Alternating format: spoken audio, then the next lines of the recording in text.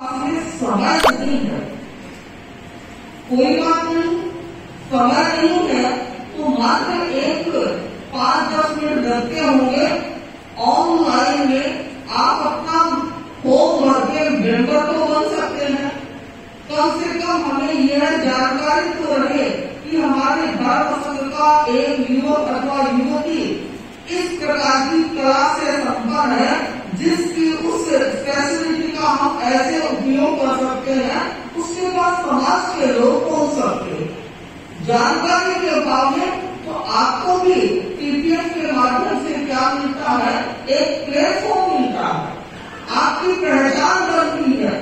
इसके लिए आवश्यक है कि आप इस संगठन के साथ में जुड़े। और मैंने आज एक विषय रखा, सोपान का अर्थ ही होता है सोपान सीढ़ियां, चलने के लिए, आगे बढ़ने के लिए सहारा, आगे बढ़ने के लिए जो सहारा बनती है। तो आज हर व्यक्ति को यह सोचना है, न केवल टीपीएफ को, हर व्यक्ति को यह सोचना है कि हम आगे कैसे बढ़ सकते हैं, सफलता को कैसे प्राप्त कर सकते हैं। मुझे लगता है सफलता प्राप्ति के लिए फिजिकल कई चीजों की जरूरत होती है, किंतु उससे पहले जो जरूरत होती है वह होती है पॉजिटिव एनर्जी की, वह जरूरत होती है पॉजिटिव थिंकिंग की। यदि आप आगे बढ़ना चाहते हैं तो आपका एटीट्यूड पॉजिटिव होना चाहिए, इस संकल्प के साथ कि मैं कर सकता हूँ, आई कैन, मैं कर सकता हूँ। ये भावना यदि होगी तो व्यक्ति कर सकेगा और वह व्यक्ति आगे बढ़ सकता है जो कोई अभाव को नहीं देखता, जो भाव को देखता है। अभाव मेरे पास में वह नहीं, वह नहीं, वह नहीं, यदि ऐसा करता रहा तो वो व्यक्ति आगे नहीं बढ़ सकता। किंतु यदि वह देखेगा ये चीज है मेरे पास और इनके द्वारा मैं इतना आगे तो बढ़ सकता हूँ, तो वो जीरो से आगे बढ़ जाएगा, अन्यथा तो वो जीरो पर खड़ा रहेगा। कभी व्यक्ति बहुत बार ऐसा होता है, अपने जीवन से निराश और हताश इसलिए हो जाता है कि वो नेगेटिव अप्रोच रखता है। और वो नेगेटिव अप्रोच इसलिए रखता है क्योंकि मेरे पास वाले के बाद में ऐसा है। मैंने भी सीए की पढ़ाई की, मैं भी एमबीए वाला, मैं भी ऐसी की सेल्फ डिग्री है, वो तो वहां चला गया, मैं यहाँ हूं, उसके पास में ये है। और ऐसा देख करके तो कई बार इंफीरियरिटी कॉम्प्लेक्स में चला जाता है। इंफीरियरिटी कॉम्प्लेक्स में भगवान महावीर के सिद्धांत को हमें समझना है। भगवान महावीर ने कहा नो हीने नो अलिप्त, अपने आप को हीन भी मत समझो और अपने आप को सुपीरियर अतिरिक्त भी मत समझो। साइकोलॉजी की भाषा में बात करें तो दो कॉम्प्लेक्स होते हैं पर्सनालिटी के, एक superiority complex and other is the inferiority complex. दोनों ही चरम है। न तो हमें सुपीरियरिटी कॉम्प्लेक्स में जाना है और न ही इंफीरियरिटी कॉम्प्लेक्स में जाना है। ये बात साइकोलॉजिस्ट आज कह रहे हैं और भगवान महावीर ने तो 2500 वर्ष पहले कह दी है। मैं उन्हीं की भाषा का यह वक्तव्य बोल रही हूँ। नो हीने नो अलिप्त, शिखर का आरोहण हमें करना है। तो कैसे कर सकेंगे शिखर का आरोहण? हम तभी कर सकेंगे जब हमारे भीतर में एक पॉजिटिव एनर्जी का फ्लो जो बह रहा है उसको हम ग्रैब कर सके, उसका हम उपयोग कर सके। उपयोग करना हमारे ऊपर निर्भर करता है। इसलिए शिखर पर आरोहण करने के लिए सबसे पहली बात तो यह होती है कि शिखर का निर्धारण किया जाना चाहिए कि मेरे लिए शिखर क्या है, जिसको हम लक्ष्य भी कह सकते हैं। लक्ष्य, what is my destination, what I want to achieve, ये मेरे दिमाग में क्लियर होना चाहिए कि मैं करना क्या चाहती हूँ, मैं क्या प्राप्त करना चाहती हूँ। जब मुझे पता ही नहीं है कि मुझे यह पाना है, तो मेरी जो भी गति होगी वो क्या हो जाएगी, निरर्थक हो जाएगी, डायरेक्शन लेस हो जाएगी। और जब डायरेक्शन लेस हो रहा है तो गति से हम पहुंचेंगे कहां पर। इसलिए सबसे पहली बात है कि हमें शिखर का निर्धारण करना है। बिना लक्ष्य के यदि हम चलते रहे तो हमें मंजिल मिल ही नहीं सकती। जब वो गांव का आदमी रेलवे स्टेशन पर पहुंचकर, आजकल जैसे ऑनलाइन की बुकिंग नहीं होती, आजकल तो बहुत कुछ होने लगा है और हम कुछ ही दिनों के बाद में ऐसा लग रहा है डिजिटल वर्ल्ड में आ जाने वाले हैं। बहुत कुछ तो आगे होंगे आप लोग और डिजिटल वर्ल्ड में आ जाने वाले होंगे, किंतु पुरानी बात है आज भी अभी भी चलता ही होगा। रेलवे स्टेशन पे जाकर के लोग टिकट खरीदते ही होंगे कहीं कहीं तो वो गांव का आदमी रेलवे स्टेशन पर पहुंचा और स्टेशन मास्टर जहां से टिकट मिल रहा था, टिकट खिड़की के पास में गया, जो टिकट दे रहा था उस आदमी से कहा कि मुझे टिकट दीजिए। उसने कहा भैया कहाँ का टिकट दो, तो उसने कहा मेरे ससुराल का टिकट दीजिए। अरे भैया आपके ससुराल कहाँ है, उसका तो तुम बताओ कि यह मुझे पता नहीं। तो ऐसे आदमी क्या कभी कहीं पहुंच सकेंगे क्या? हमें हंसी आ सकती है उसकी इस एक्टिविटी की, किंतु जरा एनालिसिस करें कहीं हम भी तो ऐसा नहीं कर रहे हैं। बिना निर्धारण किए हम क्या है चलते जा रहे हैं। शिखर का निर्धारण करें और फिर उसके लिए आधार के कुछ सूत्र अपनाएं। तो शिखर में सफलता को, लक्ष्य को प्राप्त करने का एक महत्वपूर्ण बिंदु है आत्मविश्वास, सेल्फ कॉन्फिडेंस। जिस व्यक्ति के पास में सेल्फ कॉन्फिडेंस होता है वह व्यक्ति आगे बढ़ जाता है, आगे बढ़ जाता है। मैं कई बार इस बात को कहा करती हूँ कि कुछ व्यक्ति अपनी क्षमताओं का आकलन नहीं कर पाते हैं, ये अंडर कॉन्फिडेंस होते हैं। पता नहीं मैं ऐसा कर सकूंगा या नहीं कर सकूंगा, जबकि उनमें वैसी शक्ति है, देकर यू वो कर सकते हैं, किंतु अपने आप पर उनका क्या होता है, भरोसा नहीं होता है। और उस अपने आप पर भरोसा न होने के कारण वे कभी भी शिखर की यात्रा कर भी नहीं सकते। वे हमेशा कभी खड़े रहते हुए उस शिखर को देखते रहते हैं और तलहटी पर रह करके मात्र शिखर को देखते रहे तो निराशा के अतिरिक्त और कुछ भी नहीं मिलने वाला।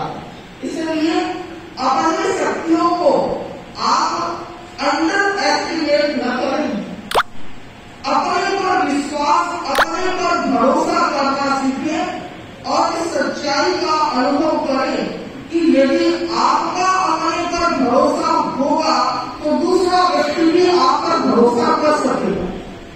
और जब आपका ही अपने पर भरोसा नहीं है तो दूसरा क्यों करेगा उस पर भरोसा, क्यों दूसरा उसको सहयोग देगा, वो नहीं दे सकता। इसलिए कवि ने बड़ी सुंदर पंक्तियां लिखी है, आओ आओ इन अंधेरों में रोशनी तलाश करें, आओ इन अंधेरों में रोशनी तलाश करें, औरों पर न सही खुद पर तो विश्वास करें,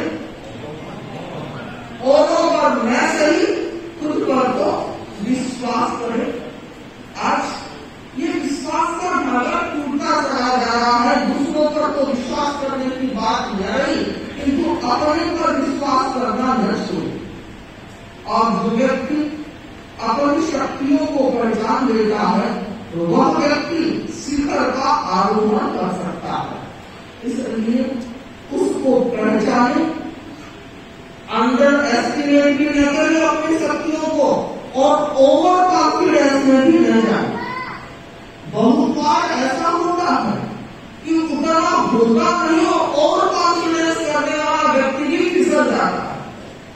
पहाड़ पर चढ़ जाऊंगा और पहाड़ पर चढ़ने की पूरी तैयारी में कहीं फिसल आएगी और तुम क्या है गिर पड़ोगे। तो यदि आपको शिखर का सफलता का आरोहण करना है तो अपनी शक्ति का अति विश्वास भी नहीं करना। दोनों चीजें होती है, हर चीज की तीन डिग्री बन जाती है, विश्वास, अविश्वास और अति विश्वास। तो हमें यदि शिखर का आरोहण करना है तो अविश्वास से भी बचना है और अति विश्वास से भी बचना है। और जब विश्वास, आत्मविश्वास होगा और मुझे लगता है वैसी स्थिति में अन्य शक्तियां भी हमारा क्या करने लगेगी, सहयोग करने वाली बन जाएगी। शिखर का आरोहण में व्यक्ति कर सकता है जो सपने लेना जानता है।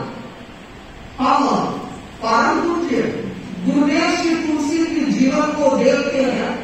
वे एक ऐसे महापुरुष थे जो सपना लेना जानते थे। आप हमारा साझा सपना हो जा रहा है,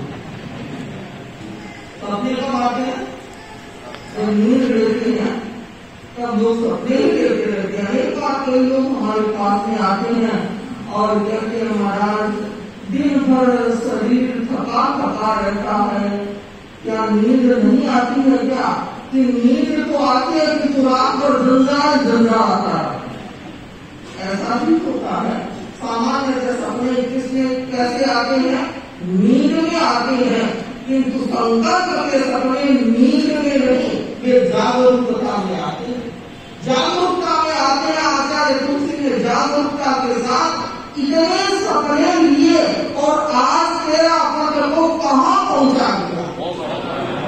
जिस तेरा पद को लोग जैन का एक स्वतंत्र संप्रदाय मानने के लिए तैयार नहीं थे, गुरुदेव श्री तुलसी के जमाने तक, और गुरुदेव श्री तुलसी के पुरुषार्थ उनके लिए वे जागरूक सपनों से आज तेरा पद जैन धर्म का तैयार बन गया। महत्वपूर्ण बात होती है, ये बातों से नहीं होता, ये उनकी कार्यता शक्ति का, उनकी स्वप्न लेने की शक्ति का वो है परिणाम है कि आज हमें इतने गौरव की अनुभूति हो रही है। मुझे सपने कब होते हैं? सपने वे नहीं होते हैं।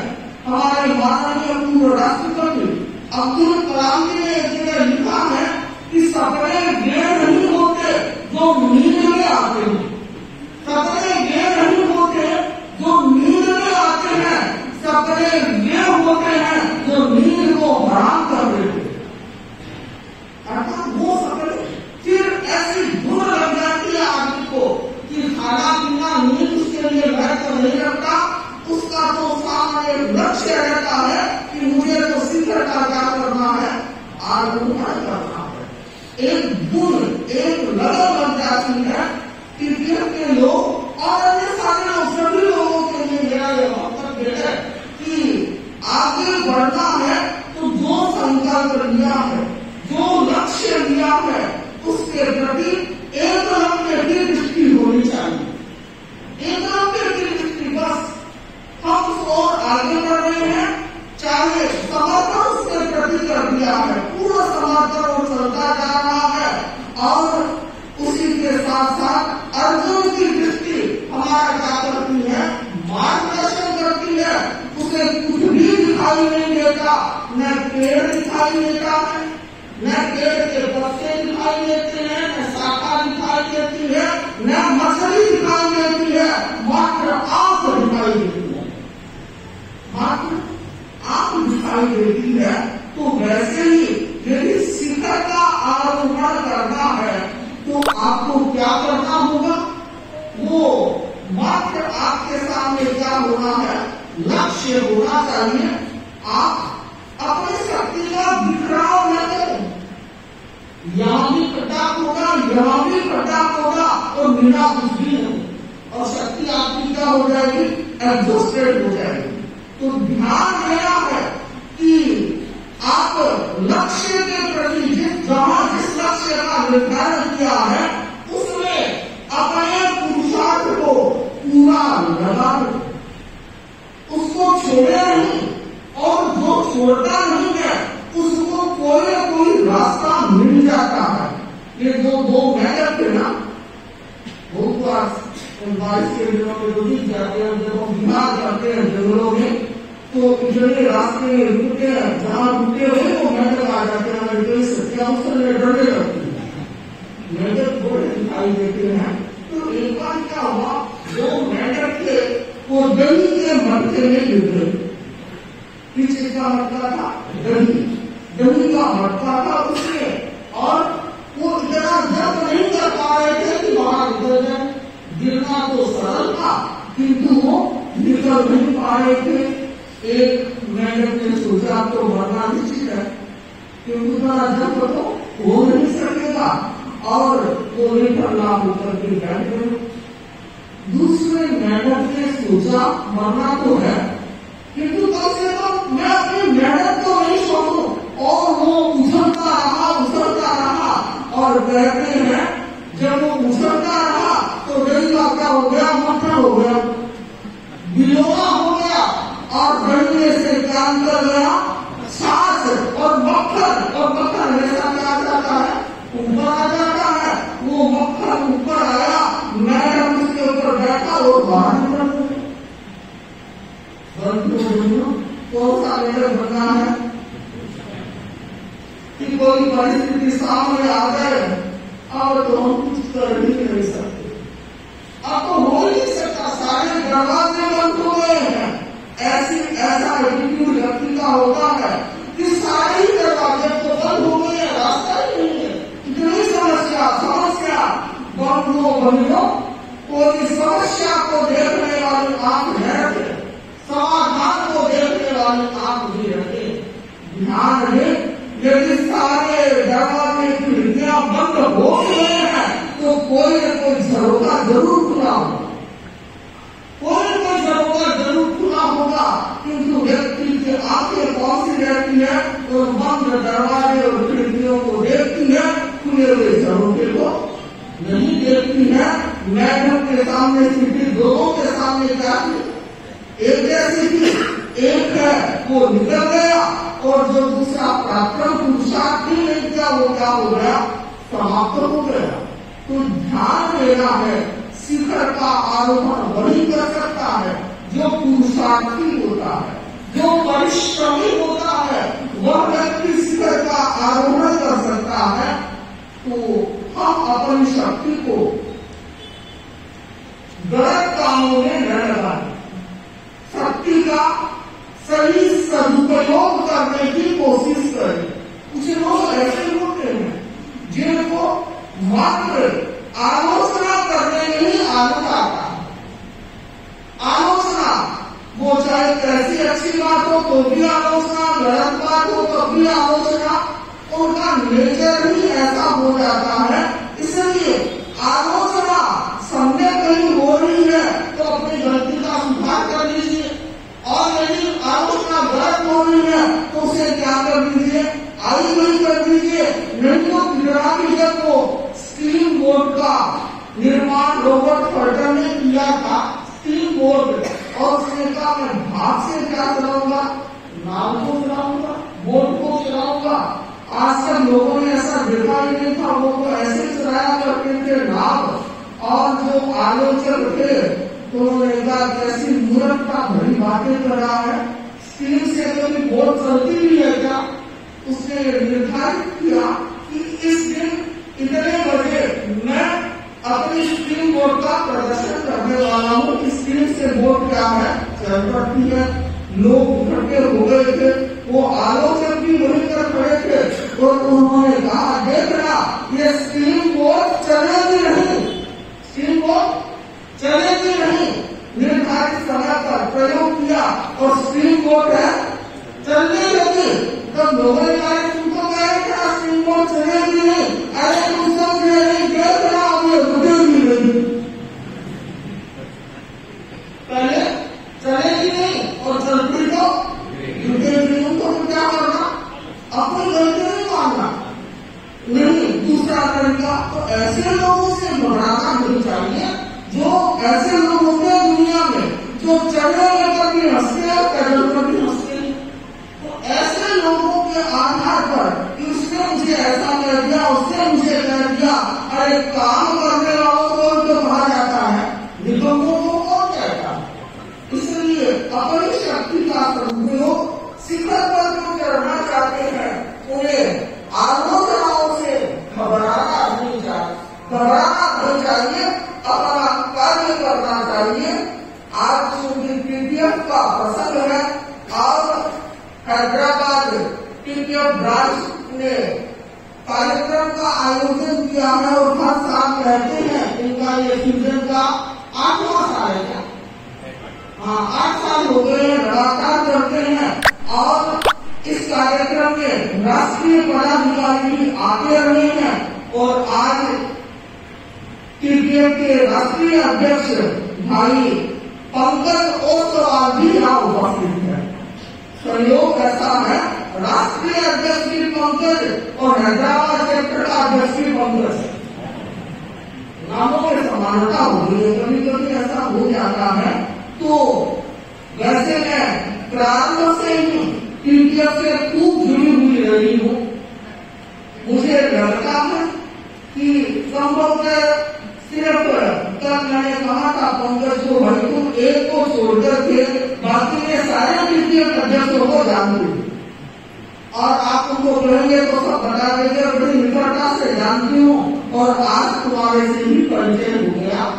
तो मुझे लगता है काफी श्रम और शक्ति का संयोजन करना पड़ता है किसी राष्ट्रीय संगठन के पद पर आने पर। तो राष्ट्रीय संगठन के पदाधिकारी और क्षेत्रीय भी अपने क्षेत्र के अनुसार शक्ति का क्या करते हैं, नियोजन करते हैं। तो मैं आज विशेष रूप से यह कहना चाहूंगी, एक छोटा सा संकल्प यदि पीटीएफ वाले ऐसा करते हैं कि प्रोफेशनल है, अनेक तो ऐसे हैं जो हर सप्ताह आते हैं, अनेक ऐसे भी हैं जो प्रतिदिन भी आते हैं। तो उनसे तो भी ज्यादा कहना नहीं है, किंतु जो आ ही नहीं पाते हैं तो वे कम से कम ऐसा तो कर ही सकते हैं कि हम 1 महीने में 1 घंटे का टाइम हमारे पीटीएफ परिवार के लिए लगा देंगे। ऐसा तो हो सकता है। और 1 घंटा एक साथ में नहीं, आप रोजाना के 10 मिनट भी लगा दीजिए। आपने ये क्या करेंगे, कुछ राष्ट्रीय कभी हम कुछ चर्चाएं कर रहे थे कि कुछ आपको स्पिरिचुअल डेवलपमेंट करना है तो आपकी पीटीएफ की जो लाइन है उसमें कुछ देख लीजिए, वहां से कुछ आया, तत्व ज्ञान है, ध्यान है, या आपका कोई सोशल एक्टिविटी चल रही है जिसमें आपकी कोई ऐसी चीज है कि मैं इसमें सहयोग कर सकता हूँ, क्योंकि आप संगठन के सदस्य हैं, एक समाज के अंग हैं और आपका भी दायित्व बनता है और उस दायित्व को निभाने के लिए सहज ही आपको एक मंच मिला हुआ। आप ये कह सकते हैं कि मेरे में ये विशेषता है या मैं ऐसा कर सकता हूँ, आज मुझे अवसर दे तो मैं ऐसा कर सकता हूँ, किसी को मैं सलाह दे सकता हूँ। आजकल कोर्ट कचहरी की ऐसी बातें हो रही है, करियर की बातें हो रही है, कोई लो वाले हैं तो वो बता सकते हैं, वकील है तो वो बता सकते हैं, तो इससे समाज का क्या हो जाएगा, भला हो जाएगा। और मुझे लगता है पीटीएफ से पीटीएफ को मदद नहीं करता है, समाज को मदद करता है। क्योंकि पीटीएफ को करते होते हैं, हाँ, तो समाज कैसे जागरूक हो सकता है, इस बात का ध्यान देना है कि समाज कैसे आपसे लाभ उठा सकता है। मुझे पता नहीं आपकी जो भी ऑनलाइन या हो रही होगी उसमें हर व्यक्ति उसको खोल सकता है या देख सकता है क्या, आपकी वेबसाइट जो भी होगी, हाँ, सबके लिए कर रहे हैं, ओपन है।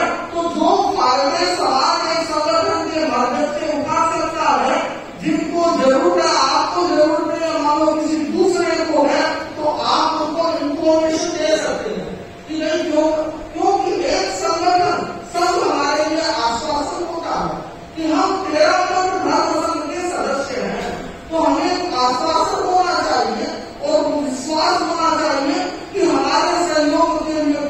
समाज क्या है, तैयार रहेगा।